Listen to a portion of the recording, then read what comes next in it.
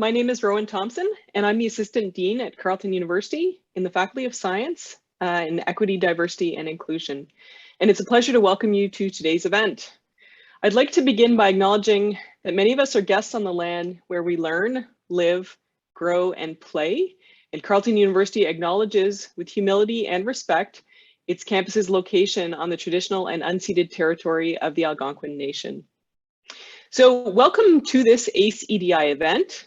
These events aim to foster awareness, promote collaboration, and spur engagement to advance equity, diversity, and inclusion.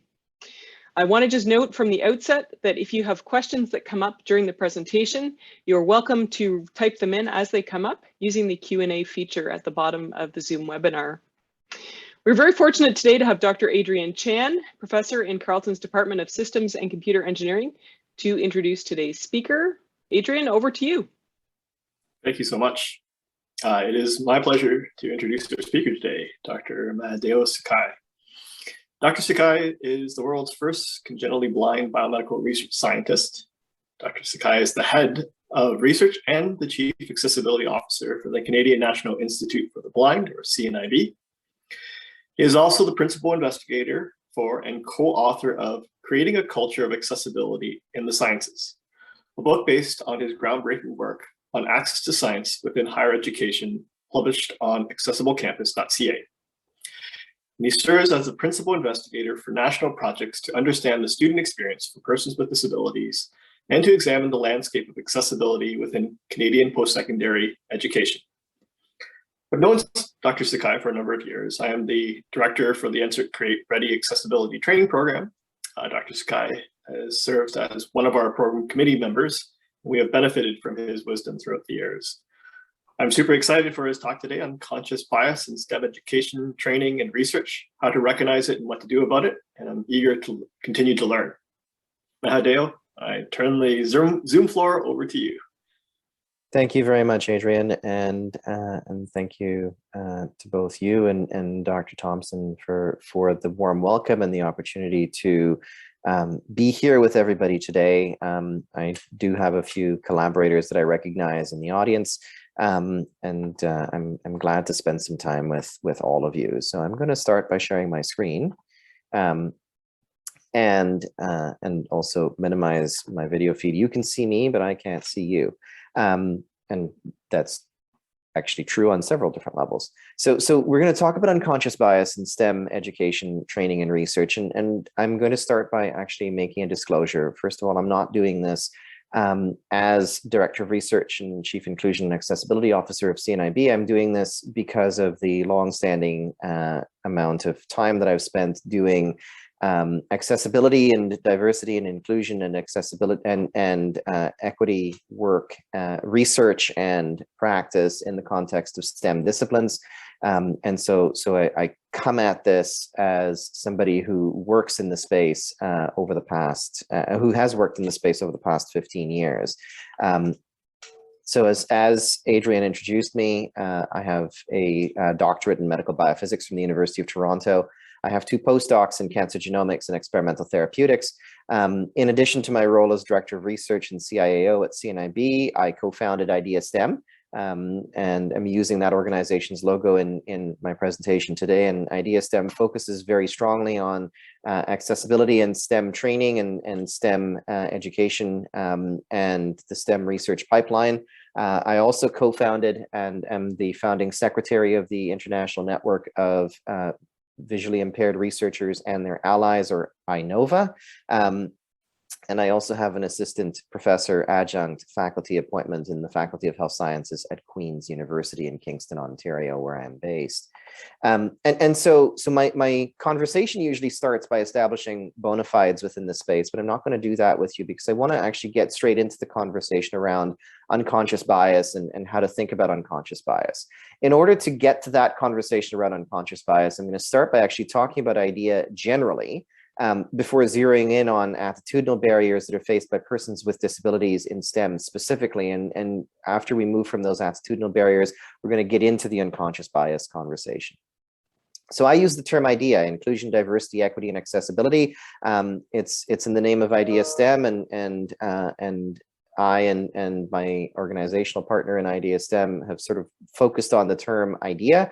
Other people will call it EDI, Equity, Diversity, Inclusion. Other people will call it DEI. Some people will unfortunately call it DIE. Some people might call it IDE. Some people might just call it Diversity and Inclusion.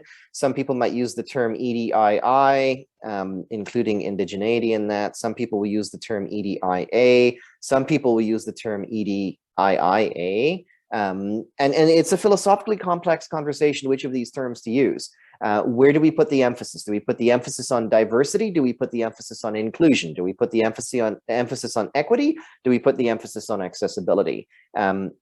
They're not the same terms, and I think it's realistic to just identify that when we as human beings come up with terms, these terms are often developed based on what we feel the emphasis ought to be on. And so I'm putting the emphasis on inclusion up front, and I'm putting an additional emphasis on accessibility because the A is at the end. And I don't think you can have one without the other, although a number of perspectives seem to disagree with that. There's a couple of fun LinkedIn threads that I've seen going around about disability in the context of diversity, and what you're going to hear is kind of my perspective on that in the next couple of minutes. So first of all, what is diversity? Diversity is the demographic mix of the organization's community and involves recognizing and respecting everyone's unique qualities and attributes, but focuses particularly on groups that are underrepresented. And so diversity is a counting term. How many people are at the table? Who are those people, right? It's very much understanding who we have in a given space. It's also a comparative term because a lab, a workplace, a classroom is diverse in relation to another lab or workplace or classroom.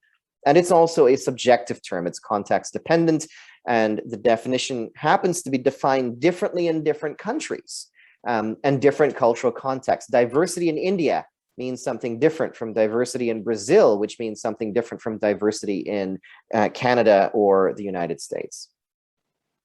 I'm a geneticist by training, so I'm going to offer you a genetics definition, and that is that diversity is part of the range of human phenotype variation.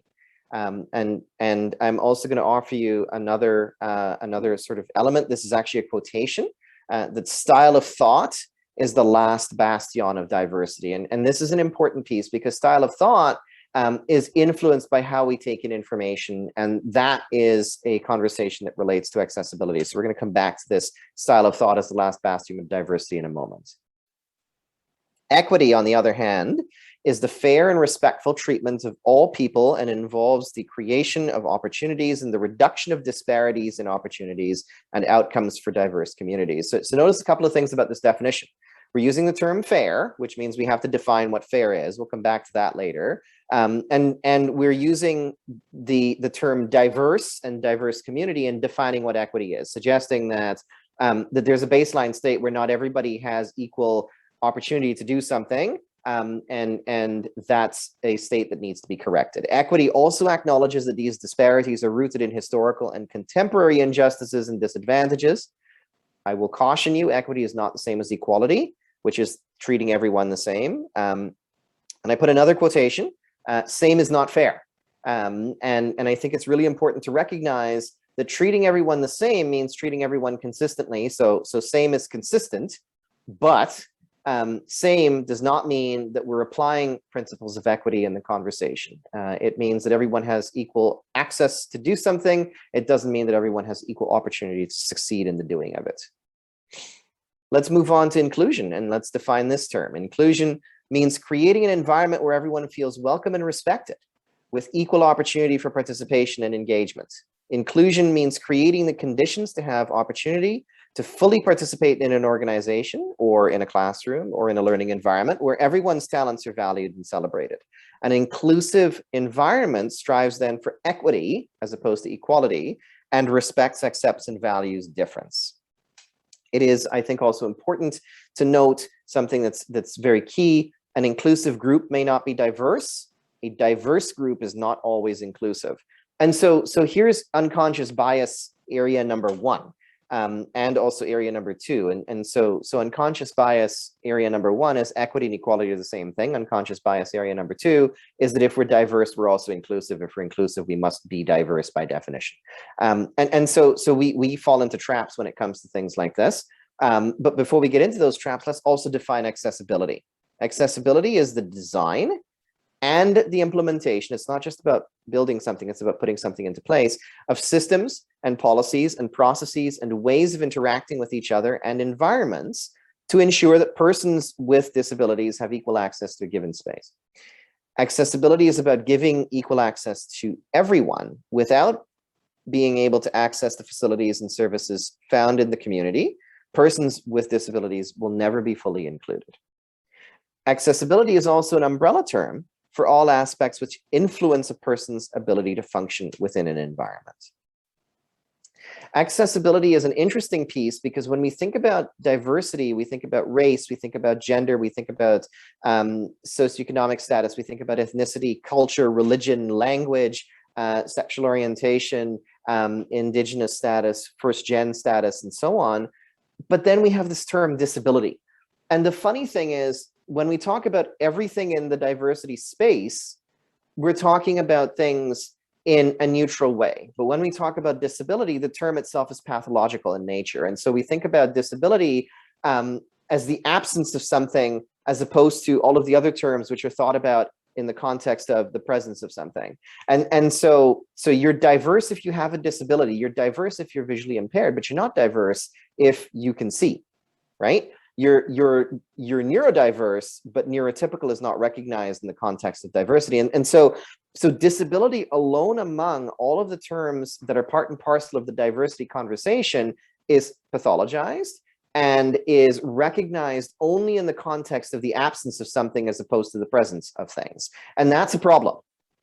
And so I'd like to rethink that. I'd like to suggest that we make this about ability and we recognize that disability, the way it's currently constructed, is nothing more and nothing less than differences in the ways that we as human beings take in or interact with information, process information, and communicate information. And if we recognize that, then disability and accessibility in education and in the workplace becomes about learner needs. And it becomes about how we interact with our environment. That's a dimension of access, that's a dimension of diversity that in the context of the COVID-19 pandemic, we're all open to, because everybody interacts with their environment through technology differently. And if we can make that leap, we can make the one that says that disability isn't a pathological thing, disability is just difference in how we interact with the world. A lot of unconscious bias in the context of STEM education and training and research has a lot to do with how we think about IDEA broadly, how we think about accessibility specifically, but also how we might measure these things. And so I'm going to talk for a couple of seconds on how we measure. And so diversity is often, as I said, a population representation. We measure it using an organizational census. Inclusion is a very different beast. We measure it by understanding attitudes. We measure it by understanding engagement. We measure it by understanding participation.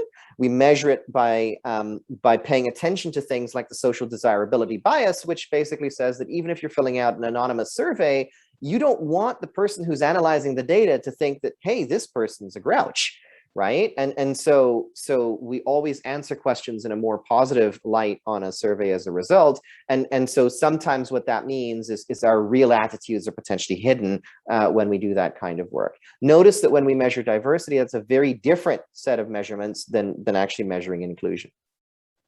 Measuring equity means assessing policies, assessing practices, assessing creation of and opportunities for engagement.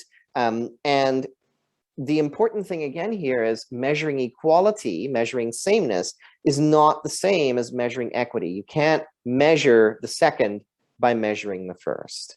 The other thing is when we talk about accessibility, what are we talking about? We're talking about accessibility of documents. We're talking about accessibility of websites. We're talking about accessibility of information flow. We're talking about how we buy things that are accessible. We talk about the built environment. We talk about the virtual environment. We talk about human interaction.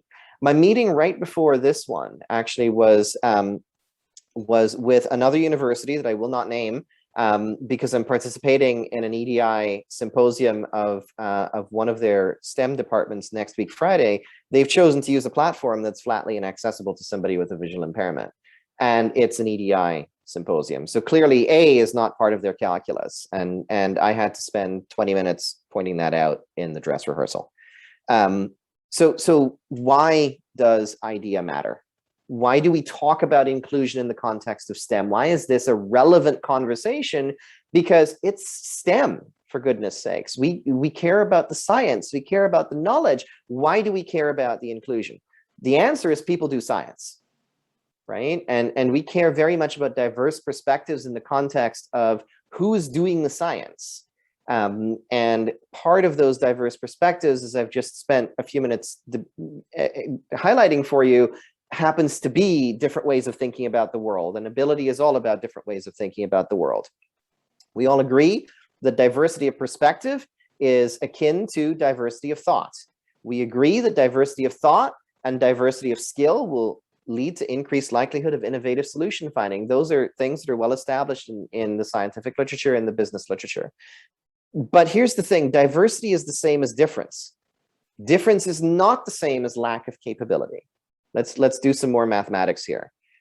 Let's acknowledge upfront that to be innovative requires us to be intentional about that innovation. Let's also recognize that inclusion leads to innovation based on the math that I previously showed you.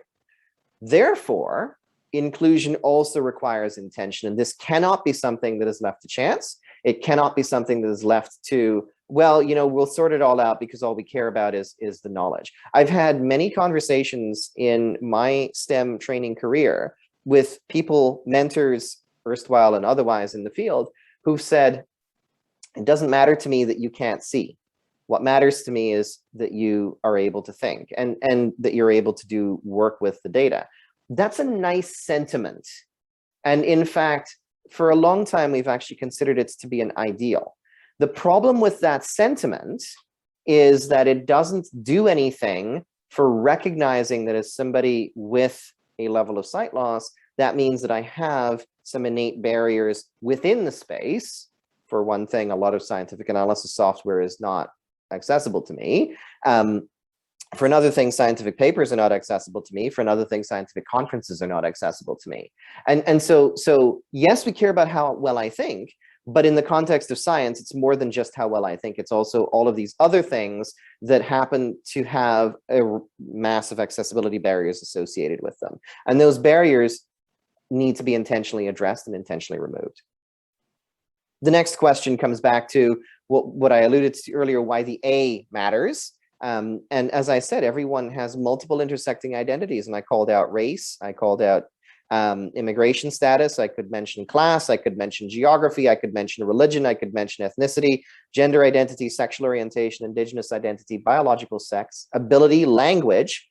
But here's some that people don't ordinarily think about: cultural perceptions, discipline and field of study. You know, the experiences of an engineering student are very different than the experiences of a biomedical researcher, family circumstances, income, and so on. So let's talk a little bit about that STEM training pipeline. We're all accustomed to what this kind of looks and feels like, and it's a pipeline. I can't draw in real life. I'm not great with artistic conceptualization.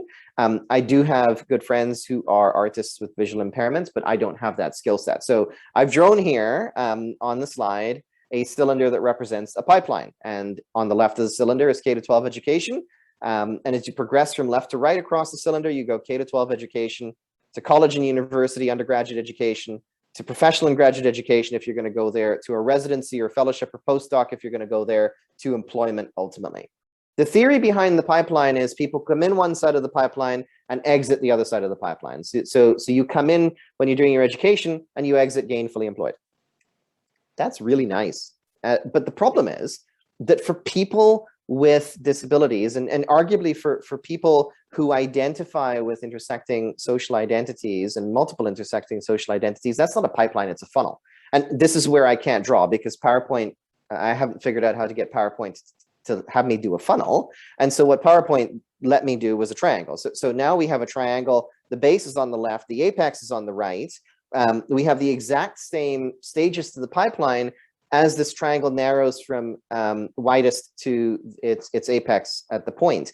And in between each stage, there's a thick, vertical, diamond-tipped line that suggests that there are transitional barriers moving from K to 12 to college or university, moving from undergrad to grad, moving from grad to postdoc or residency or fellowship, and moving to employment.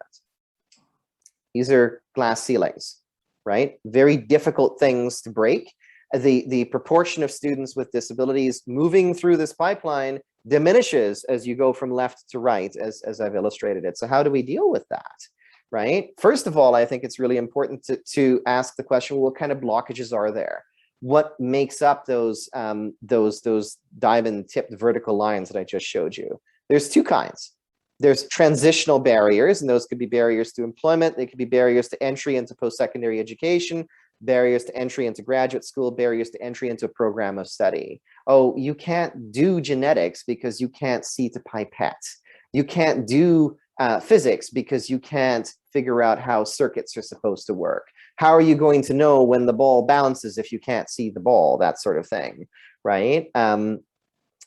The environmental barriers that exist are barriers around gatekeeping, and that's a term. We'll talk about that term in a moment because that also plays very strongly into the unconscious bias conversation. Barriers around colleagues' attitudes, the design of learning spaces, the design of workspaces, access to technology and information, and the whole issue of the online to in-person to online transition that swirls around us as COVID proceeds and as we think about everybody returning to in-person classrooms in January. So when we think about solutions, we want to think about getting back to this concept of the pipeline that looks more like a pipe and not like a funnel. And I've proposed three solutions. One, you fill the pipeline. You pour students in one side. I get excited, so I rip the earbuds out of my ear. So you pour students in one side of the pipeline, and then on the other side of the pipeline, despite the existing barriers, if you put more students in, you're going to get more students out. Nice in theory, not great in practice. The other thing to do is remove the glass ceilings, remove the diamond-tipped vertical lines in my triangle on 2 slides ago. Increase the number of people who move from K to 12 to college or university, from there to grad school, from there to postdoc, from there to employment. So there what you're doing is you're identifying and recognizing those transitional barriers that I just told you about and eliminating them. The last thing to do is fostering inclusion. This is where we talk about all of those environmental barriers that I just identified and say to you, all right, it's great. We've got students in the system. Now that they're here, how do we make sure, and even before they get here, how do we make sure that the environment is as welcoming as possible and is as fostering of the likelihood of success as possible? At the end of the day, for students with disabilities, it's not you put in and then you get stuff out. And as the saying goes, you get out what you put into it. The problem tends to be that for students with disabilities, the argument is that you put in way more than a student without a disability in order to achieve basically the same thing or in order to achieve less. And so it isn't that you get what you put at it isn't that you get what you put into it. It's actually that you need to make sure that environment is set up in such a way so that everybody has the opportunity to success if that's what they're going to strive for. So this gets us to the attitudinal barriers conversation and gets us to talking about ism blindness versus ism awareness. And this is another place that the unconscious bias conversation actually rears its head. Because when we talk about ism blindness, we're talking about something that sounds like this. I don't see skin color. I don't see ability. I don't see gender. On the surface, that's the right thing to say if you don't dig deep. It's an attempt to not be biased based on a person's lived experience, but it also doesn't take into account that lived experience. It doesn't recognize that for somebody with multiple intersecting identities, and by the way, for the record, I have a visual impairment. I'm Indo-Caribbean. I'm a man. I identify as cisgender male. I'm a first-generation immigrant. I'm South Asian descended, right? And so right there, I've just identified 4 or 5 different intersecting social identities that are all part and parcel of who I am. And what I would like you to do is recognize that by saying, I don't see skin color, ability, gender, whatever, it basically means that you've stripped me down to, I'm not really sure what, some vaguely floating amorphous mass of neurons that somehow you're able to perceive. Not really sure how that works. And ism blindness it genuinely was a thing in the 1990s. It genuinely was a thing in the early part of the 2000s. During my training, I heard this a lot, right? What matters is what you can do, not who you are. Except who you are influences the things that you are able to do, because again, we're all human beings. We're not vaguely floating amorphous masses of neurons. We're not, to borrow a Star Trek reference, the big floating glowing brains from the original series episode, The Gamesters of Triskelion, right? And so we're people, and by being people, all of us take into account, whether we want to or not, the characteristics of the people around us. And so that leads to having to do things using ism awareness, which is a very 2020s perspective. This perspective has evolved over the past 5 years from Black Lives Matters, from Truth and Reconciliation, from other movements within the equity, diversity, inclusion, and accessibility space. And it goes like this: I recognize the totality of your lived experience. On the surface, that's a much harder thing to do, because a lot of us are conditioned to not pay attention to that. And a lot of us are conditioned to ignore it. And a lot of us are conditioned to say that the totality of your lived experience shouldn't impact how you do science, except of course it does, because we're people. A recognition that it's not possible to take a person out of context. And what this ism awareness means is we need to check our biases. And so trainees with disabilities in STEM are going to face attitudinal barriers. They'll face barriers in terms of professional education and development of their educators and employers. They'll face barriers in terms of accessible format materials, in terms of accommodation and role modeling. And if you're going into a professional program like engineering or any of the medical laboratory sciences disciplines, or medicine or nursing or social work, you're going to face barriers from regulatory colleges. When we think about attitudes and the barriers that these may present, let's talk about faculty first. We're going to talk about gatekeeping. You don't have the ability to do science. You don't need to learn science. You don't need to do this thing with the lab equipment, right? And ultimately comes down to the question of, why are you here? Students also have barriers that arise from attitudes. And one of the biggest ones is, there's nobody here before me. I'm the first one. I have to do this all on my own. I don't have the ability to do science. I don't have to learn science. I can't do this lab experiment. Why am I here? In grade 9, I made a grave mistake and said, I can't do visual art. Therefore, I wish to substitute visual art for another course. And my guidance counselors in grade 9 let me do it. And that was an attitudinal barrier that I didn't recognize that I experienced at the time. But I did have, and I've had to find ways to manage within myself. When we compare the attitudes of faculty and students, I think it's worth it to note that they play off of each other, right? For faculty, there's gatekeeping. For students, there's trailblazing. And for every faculty perspective, there is a corresponding student mirror of that perspective, because we all exist within an ecosystem together and we all influence each other. We're going to talk a bit about the gatekeeper function, because this really sort of hones in on that point of unconscious bias. The gatekeeper function arises from the attitude on the part of an educator that the student ultimately is not capable or not fit to carry out the essential function of jobs in the student's chosen field in the sciences. And so what this ends up doing is it excludes students with disabilities from studying the sciences. And students are often, particularly in K-12, this will happen, students are often set up to trade science courses for other curriculum content or life skills training in the best interest of the student. Remember, I said that I traded visual art. Do you want to know what I traded visual art for? I traded it for creative writing, right? And so I loved my creative writing course, not so much my creative writing teacher who was quite eccentric, but I love the creative writing course, but there was no reason that I couldn't have done the visual art. I just didn't have anybody who was encouraging about it. Often this belief in that lack of fitness, although grounded in an understanding of the discipline often, so as a faculty member, and I'm one myself, we're subject matter experts. We know our stuff. What we fail with is in this imagination piece of, although we know our stuff, we don't understand accessibility solutions, we don't understand disability, we don't understand accommodation, and we're not really sure how to put two things together.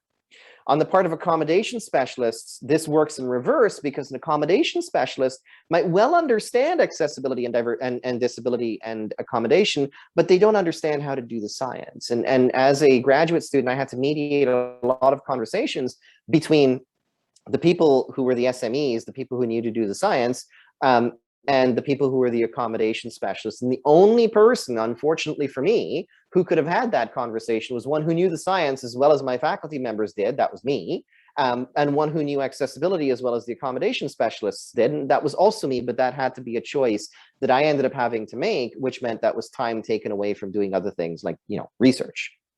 Right? So let's take that foundation, let's move into the unconscious bias piece.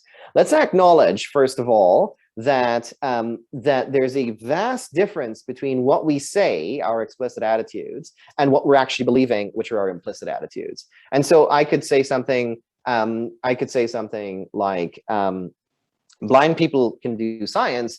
In the meanwhile, I can be thinking in the background, blind people can't do science. How's he supposed to see to do science? This doesn't make any sense, right? And the literature actually suggests there's a moderate to strong negative attitude prevalent within the general population as it relates to accessibility and disability. In Canada, I'm going to put it over this way. This is going to sound horribly unpopular, and potentially is going to be quite inflammatory for the conversation that we're going to have in about 10 minutes or so.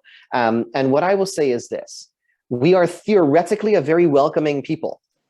But the moment that goes from theory down to how's the person next door to me going to interact with me, whether that is a benchmate in a lab, whether that is a faculty member down the hall that I'm supposed to collaborate with, whether that's one of my own students, right? That's where we stop being theoretically welcoming and we start being practically exclusionary. And what ends up happening is it becomes, in theory, this is fine. In practice, I don't think we can do this. And so how do we deal with that? Do we as faculty, do we as student success staff have implicit biases that we are projecting onto our students? What are the employer's implicit biases? And what are the employer's knowledge gaps as they may relate to those implicit biases? I'm gonna point you, because everybody loves to do this, to the implicit association tests on disability and mental health that are up on the harvard.edu website. You can Google these things, but I will also tell you that as interesting as these tests are, they're actually not accessible. And so here you are using an inaccessible test to measure implicit associations around accessibility, and how horribly meta is that? We're going to talk about two examples. I'm going to talk about unconscious bias as it applies to essential requirements of courses, programs, and disciplines. And we're going to talk about unconscious bias in the trainee-supervisor relationship. So what is an essential requirement? An essential requirement of a course or program, it refers to the knowledge and skills that must be acquired or demonstrated in order for a student to successfully meet the learning objectives of that course or program. It's defined by two things: skills that must be necessarily demonstrated in order to meet the objectives of a course, and skills that must be demonstrated in a prescribed manner. It is extremely important to not confound those two things with one another. And it's also extremely important to not confound the evaluation method with the actual competency. And so here's an example. If a student must understand how to design, interpret, analyze, and troubleshoot a scientific experiment, which is the competency, does that mean the student must be able to perform the experiment itself unaided, which is often how we measure the competency? And so when we think about essential requirements, I'm gonna suggest this is a series of concentric circles. We care very much about the technical essential requirements. Do you know how to do this thing in this discipline, right?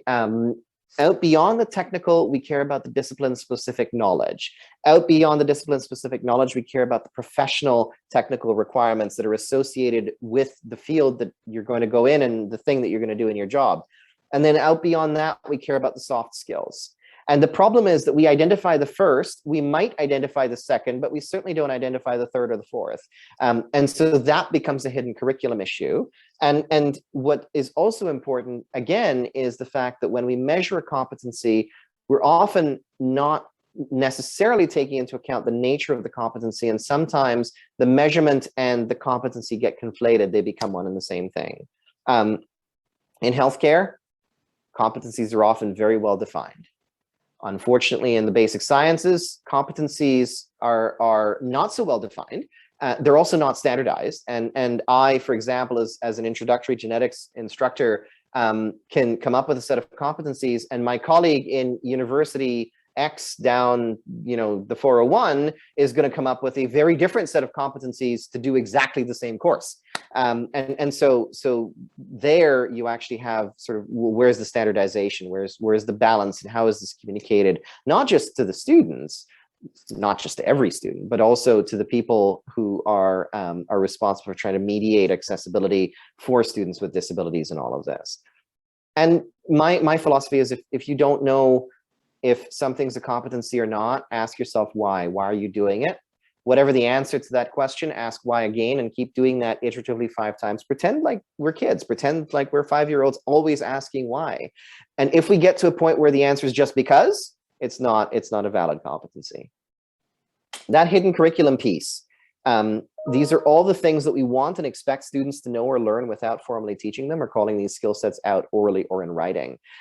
The hidden curriculum is often drivers of success in the field. And this is often a transition issue as well. Students don't know what they don't know, and they also don't know what they're not aware they need to know. And for students with disabilities in particular, unconscious biases in the curriculum play out through the hidden curriculum. And then students with disabilities are kind of trapped in this, well, I didn't know I was supposed to know this. And if I'd known that I was supposed to know this up front, then there would be different conversations going on. The other thing we're going to talk about is the trainee supervisor dynamic, and I'm going to touch on the importance of first-degree relationships. First-degree relationships are crucial. The literature suggests that if I know you and I'm influenced by your attitude and your perspective and your behavior, then 2 things can happen. If that's a positive interaction, I might be more willing to be a champion down the road. If it's a negative interaction, I'm actually more predisposed to be not a champion, but the anti-champion down the road. And so first-degree relationships lead to perception changes in ways that theoretical conversations like this one don't necessarily do. And that perception is very much dependent upon experience. That perception can't be reversed. Once I have an attitude in my head as a human being, it's very, very difficult to go in there and scoop it out, right? And so this works 2 ways. It works because if a faculty member has a good experience with a student with a disability, then they're more likely to take students with disabilities in the future. On the other hand, if a faculty member has a horrible experience with a student with a disability, then they're much less likely to take students with disabilities in the future. And so let's talk then about the student trainee supervisor relationship. This is a seesaw, it's a teeter-totter. For the trainee, there are a few issues that they need to take into consideration: time barriers, stigma around disclosure, diversity, identity, mental health. For the supervisor, there's a power dynamic. There's the amount of knowledge that the supervisor has that the trainee may not. There's willingness to engage on disability and diversity, and there are boundary issues. High quality relationships between a trainee and their supervisor are often characterized by a mutual understanding of expectations around the roles and responsibilities of students and supervisor, high level interactions around accessibility, frequent informal interaction, connections with many faculty members, purposefully helping the students progress in a timely manner, and a healthy dollop of flexibility, respect, and strong communication. Low quality relationships are characterized by almost the exact opposite of what I just said. So lack of definition and clarification of expectations around productivity and accommodation. The student doesn't talk to the supervisor, the student doesn't trust the supervisor, and vice versa. There's a fear of stigma and the evolution of potential crisis situations and attitudinal barriers on the part of the supervisor, and sometimes on the part of the student. Let's be very honest about that. What are those attitudinal barriers? I alluded to boundary issues before, and these could be related to the supervisor's clinical or research practice. And so if I'm a researcher who is researching physiology of the eye, do you make the assumption that I understand what it means to be blind? And that assumption has been made by students in the past. It's never a great assumption. Social integration into the profession, and what's it mean to academic socialize? What's it mean to sponsor a student within the field? And are faculty members willing to do that for students with disabilities? And I've encountered, and I've actually had faculty members who have not been willing to do that for me, but have been willing to do that for other people. And I hadn't really ever figured out why until I started digging into this work. Supervisor knowledge about the interface between accessibility and essential requirements can also lead to attitudinal barriers, or can also arise from attitudinal barriers. We make assumptions, and those assumptions get embedded in our mindset as unconscious biases. There's also the supervisor's willingness to participate in dialogue around accessibility and inclusion, and some supervisors are great at it. Some supervisors don't want to go there. And then there's also appropriate clarification of expectations. The boundary issue piece is important. Boundary issues basically come back to this clinical experience with a diversity or disability does not equate to a lived understanding. So I understand because I study, I understand because I treat, I understand because I research, are not appropriate levels of understanding. And so that leads to assumptions both on the part of the faculty and the supervisors. And I'm going to actually just end on what I set out to chat with everyone about today, and what I'm hoping for in the conversation. I wanted to take the time to define and talk about IDEA in STEM. I wanted to talk about the importance of IDEA in STEM, and I wanted to talk about how those two things led to the notions of unconscious bias in STEM, and how the two examples that I've given around trainee supervisor relationship and essential requirements can actually play into this conversation of how to identify, how to recognize, and ultimately how to address unconscious bias in ourselves and in each other. This is the foundational metaphor that that we use, and it's a cartoon, and many of you have probably seen this cartoon already or interacted with it in some way, shape, or form. It's got 3 panels, and on the leftmost panel, there's 3 boys who are attempting to watch a neighborhood baseball game. They're looking over a wooden fence, but the shortest boy is not able to see over the fence unaided. The middle boy is not able to see over the fence unaided. The tallest boy can absolutely see over the fence unaided. Somebody comes along and says, okay, you have difficulty seeing over the fence, let's give you all a box. And so this demonstrates equality, everyone has a box. But that's not the point. The point wasn't to give each of them a box. Again, with the excitement, and I ripped the earbuds off my ear. The point wasn't to give them each a box. The point was for them to see the ball game. And so the tallest boy gives his box the shortest one. And now all 3 of them can see over the fence. But then somebody can actually say, all right, what's the purpose of the fence? And the purpose of the fence is to act as a physical barrier between the outside of the park and the field. And so what if you take the fence and replace it with something where nobody needs the box? So in this metaphor, the box is the accommodation, the fence is the barrier. And I will freely admit to you that the metaphor as drawn is actually not reflective of diversity principles, because everybody who's watching this is a boy, and everybody who's watching, and all the boys are white, and so this is not the greatest visual metaphor to be using when talking about IDEA, and again, I'm not an artist to be able to redraw it, but I will find new ones that will actually do this better, and so that's our foundational metaphor. What if we actually understand what the barriers are, and what if we think about ways to achieve the same goal without those barriers being in place? And that's when we talk about accessibility in STEM, when we talk about unconscious biases in STEM, that's what we get down to. So to get in touch for more information, you can email us at info@ideastem.ca. You can check out the IDEA STEM website as well at www.ideastem.ca. And a lot of the concepts that I've just referred to here are in Creating a Culture of Accessibility in the Sciences, and the image of the book cover and a link to where to actually find the book are also on the slide. And I'm going to stop my screen share at that point, and I'm going to say, let's have a conversation. Thank you, Mahadeo, for a very stimulating and very clearly delivered talk. For everyone there, I'll say I have the book. I actually have the copy out from the Carleton Library. I promise I'll return it soon, but you can see how useful I found it by all the sticky notes that are on it. It's a wonderful book, which mirrors today's presentation in its clarity of presentation. So I invite folks to put their questions in the Q&A feature. I'd like to start with a question. So students at the grad and undergrad levels have expressed to me their experiences of feeling like they're an imposter, so imposter phenomenon or syndrome, and they ask how to deal with it. Do you have advice? I think it's a great question, Rowan.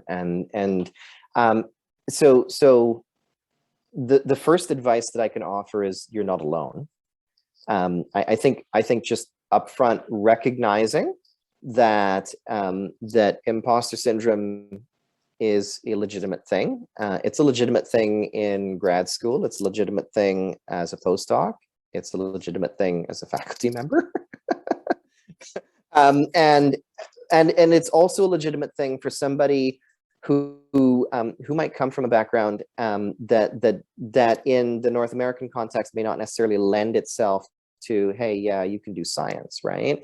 So I've been told a few times by family members, and this is an almost direct quotation, you're a blind brown boy from the sticks. You're not expected to do anything. And my sister, in telling me that, is not telling me that to say you suck, and is not telling me that to say you can't do anything, but has told me that to say society's expectations of you are very low and are also irrelevant to your own expectations of yourself. And the fact that you achieve something almost in spite of the fact that you're not expected to is meaningful to recognize and acknowledge. And that's what she was going for. And I can speak her language. I understand what she's driving at, even though, you know, the very phrase blind brown boy from the sticks is actually offensive. And so all of that's to say, piece of advice number one, you're not alone. And I don't say that's to diminish the experience of imposter syndrome at all. Rather, I say that to say there's actually a support system that's out there in this space. There are others who have experienced similar feelings about STEM training, about grad school, about being a postdoc. And so the question becomes not what do I do about imposter syndrome, but then the question becomes, how do I connect with these other individuals, right? Because there's actually what's a really horrible saying, which is misery loves company. And I don't think it's misery loves company. I actually think it's understanding that others have reflections of our own lived experience helps to ease the stress that comes from that lived experience. And so understanding that there's this perspective of I've had a difficult time, I'm not really sure I belong here, and having somebody else say, yeah, you know, I feel exactly the same way, then the conversation becomes one of, okay, well, how do you deal with it, and how do you deal with it, and you know, have you dealt with it, and what can we do to manage it together? And so the important thing that I think that imposter syndrome thrives on isolation. And so everything that we can do within our power to counter that isolation means that we will also find ways to manage imposter syndrome. Thank you. That's a wonderful answer. We have a question from Martha. How do we make the cultural and structural changes in STEM higher education that will compel us to recognize accessibility as an essential element of what we do rather than an add-on? That's a great question, Martha. And the answer to that question has over the past 15 years become my life's work, recognizing, yes, I have a day job. And my day job is not to answer that question, but my night job, and as I say, my avocation is to answer that question. So I think there's a couple of things that need to happen, some of which are systemic and some of which are very long term, but others are elements of things that we can do sooner rather than later, which will start to push the conversation in various ways. So one thing is what we're doing right now. We're actually talking about this. We're having a conversation. It's a dialogue. Everybody's free to sort of share your perspective and share your opinion and tell me you disagree with me, right? Because that's legitimate. That's okay. Coming out of this, what does the department do? What does the Faculty of Science at Carleton University do? What does the decanal level responsibility around EDI? And I'm looking at Rowan because that's her responsibility. What happens there, right? And so we can talk about things like, well, how do we measure? We can talk about things like how we collect data. We can talk about things like embedding accessibility into program evaluation and course evaluation and course renewal and program renewal. We can talk about things like faculty onboarding and saying, let's make sure that we're teaching faculty upfront and giving them an accountability upfront on how to address this. But we can also talk about things like how do we change science, right? Because changing Carleton's one thing, changing scientific disciplines that Carleton, through its faculty members, are embedded in is something else entirely, right? How do we talk about accessible conferences? How do we talk about accessible publications? How do we talk about accessible training?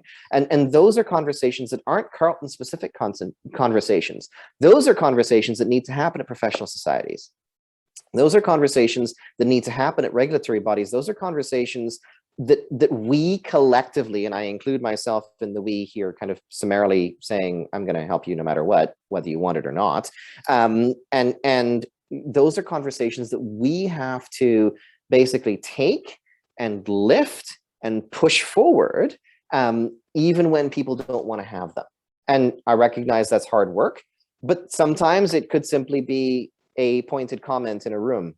You know, this poster session that's happening at this virtual conference, how will somebody interact with this if they are blind or visually impaired? We're good at asking questions as scientists, so let's ask questions. And at the end of the day, if we don't ask the question, then current practices will continue. And so, you know, one of the things that I would suggest is let's get comfortable with asking those questions. Or sometimes telling people in no uncertain terms, your virtual meeting platform is not accessible, and I'm going to tell you why for the next 10 minutes. Thank you. Sorry, that happened 2 hours ago.